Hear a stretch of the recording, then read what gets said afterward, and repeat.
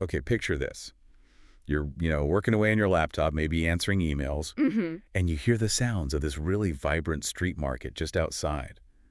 That's kind of the dream, right? Working remotely from somewhere exciting like Jakarta. That's exactly the appeal. A city just buzzing with life.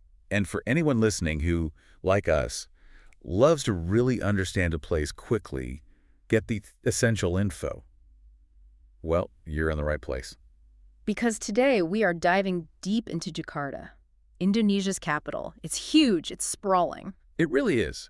And it's got this fascinating mix, hasn't it? You see these super modern skyscrapers right next to more traditional neighborhoods, the Yeah, kampungs. that contrast is everywhere. It's a city with incredible energy. So how are we navigating this today? What's our guide? We've been looking at excerpts from the Jakarta Digital Nomad Guide. That's right, and it's a resource provided by moveandstay.com.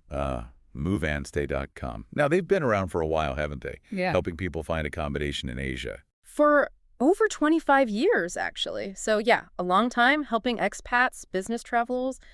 They really know the landscape, especially when it comes to settling into a place like Jakarta. That experience definitely adds weight. So, okay, our mission today is pretty clear. Yep, distill the key stuff from this guide. Exactly. The absolute essentials for anyone thinking maybe Jakarta for remote work or just a longer trip. We want to give you that real feel based on what the guide says. Okay, so the big picture first. What's life actually like there? Let's start there. What does the guide say about the general lifestyle?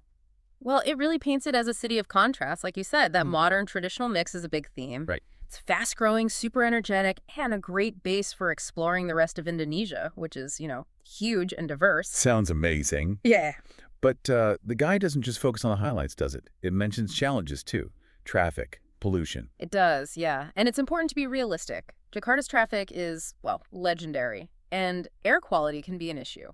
But the guide also makes a point that if you go in with some patience, the rewards are massive. The culture, the energy, the travel opportunities. So manage expectations, but don't be put off. Got it. What about the practical side? Cost of living.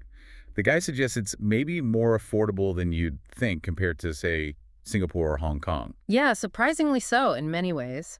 The guide gives some rough monthly ranges in British pounds. So accommodation, maybe £300 up to £1,000. Big range, obviously. Depends usually on what you want, I guess. A room share versus a swanky apartment. Exactly. Food, maybe £200 to £500 a month. Again, depends if you're eating local street food, delicious and cheap, or hitting Western restaurants all the time. Local is usually the way to go, right? For budget and experience. Totally. Transportation, maybe £50 to £150.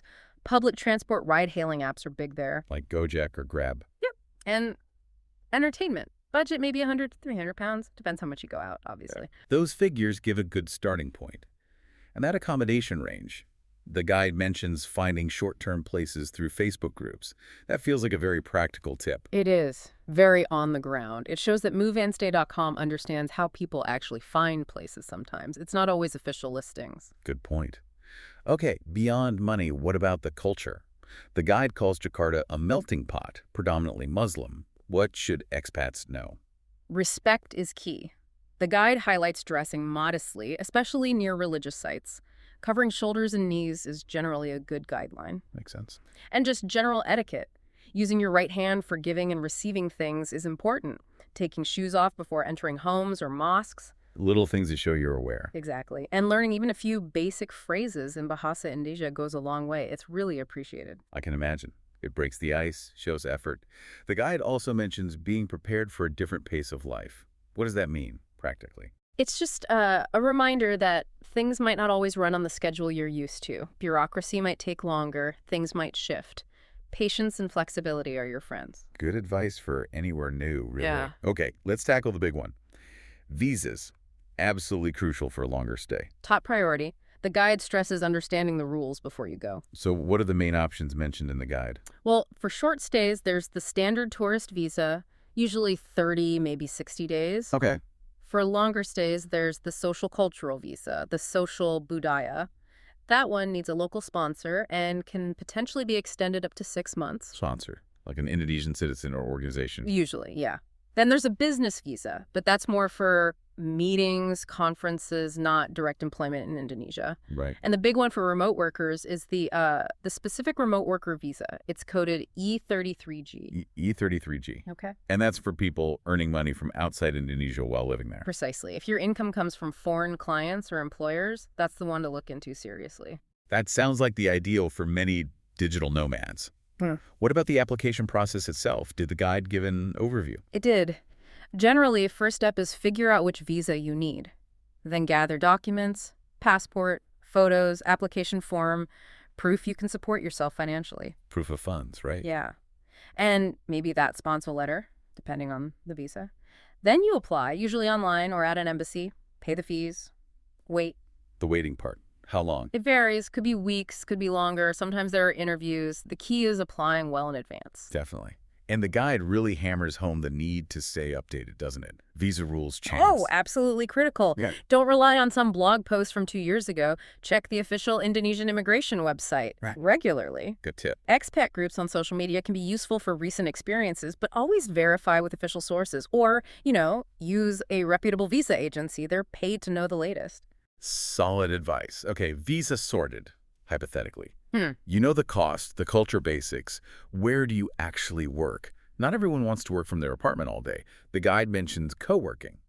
Yes, Jakarta has a really growing co-working scene. It's a great option, professional setup, reliable internet, and crucially, other people. Networking opportunities. Exactly. Beats working alone in a cafe sometimes. So which places does the guide highlight? Any specific names? It mentions WeWork, which people probably know. International chain, modern, maybe a bit pricier. Okay. Then CoHive is mentioned, a big local player with multiple spots across the city. Good mix of local and international members. Co-Hive. And EV Hive, which is actually part of CoHive now, I believe. They were known for being very community-focused, lots of startup energy. So different vibes, different price points. What kind of facilities do you usually get, besides a desk and Wi-Fi? Well, reliable high-speed Wi-Fi is the baseline, hopefully, but also meeting rooms you can book, printers, scanners, usually a pantry with coffee and tea, sometimes snacks, The essential. and often event spaces. Plus, the guide makes a really practical point. Check if they have backup power. Because of potential power cuts. Yeah, it can happen. Having a generator backup is a huge plus for productivity. Smart thinking. Yeah. And you mentioned networking again. The guide seems to see that as a major benefit of co-working spaces. Definitely. They often host events, workshops, social things. It's a natural way to meet other nomads, but also local Indonesian entrepreneurs and professionals. Great for learning, finding collaborators, maybe even clients. All of the above. It helps you plug into the local scene much faster. Okay, shifting gears slightly. Packing. Practical stuff. Jakarta's climate needs some thought, right? Hot, humid. Absolutely. Light and breathable is the mantra. The guide says cotton, linen, things that are dry quickly. Loose-fitting clothes are generally more comfortable in the humidity. Makes sense. What about rain? Does it rain suddenly? It can, yeah, especially during the rainy season. So a light packable rain jacket is a really good idea, according to the guide. Okay, noted. Tech gear, laptop, phone, chargers. Anything specific for Indonesia? Power adapter. Crucial. Indonesia uses different plugs than the UK or US, for example. Type C and F, usually. So a universal adapter is probably safest. Best bet, yeah. The guide also suggests a portable power bank, really useful if you're out exploring. And noise-canceling headphones. Good for focusing in busy cafes or co-working spaces. Yeah. Or just on the plane. Exactly. Essential for concentration sometimes. And the really vital stuff, documents. Non-negotiable. Passport, visa if you need one, flight details. The guide strongly advises making copies. Physical copies and digital ones. Like emailing them to yourself? Simple, effective backup. Also, have your travel insurance details handy and a list of emergency contacts. And maybe keep them dry. A waterproof wallet or pouch for documents is a smart move, yeah. Good call. Okay, so we're packed, got our visa, we know where to work. What about actually enjoying Jakarta? Immersing yourself? The guide talks about culture. Oh, yeah, and food is a huge part of that. The guide gets quite enthusiastic about the food scene. I bet. What does it recommend? Everything from street food, nasi goreng, amazing stuff, to local specialities like gado-gado, which is like a peanut sauce salad, and rendang, that incredible slow-cooked beef. Mouth-watering. The advice probably just try everything. Pretty much. Be adventurous. It's such a diverse culinary city. What about etiquette beyond just eating? Being a respectful visitor? Key points the guide raises. Modest dress again, especially at religious sites. Right hand for transactions or passing things. Shoes off in homes and mosques. Basic respect, really. It just shows awareness and appreciation. Prevents causing accidental offense. And if you want to connect more deeply, go beyond being just a tourist or temporary worker. The guide suggests things like taking Bahasa Indonesia classes. Even basic greetings make a difference. Sure. Maybe volunteering locally if you have time. Attending cultural events, art shows, music, dance performances, workshops. Jakarta has a lot going on. So actively seek out those experiences. And just, strike up conversations. The guide mentions locals are often really welcoming and happy to share their culture. Okay, so you're living there, working, exploring. Yeah. How do you stay productive? It's easy to get distracted in a vibrant new city. The guide has tips on work-life balance. Yes, finding that balance is key for sustainability.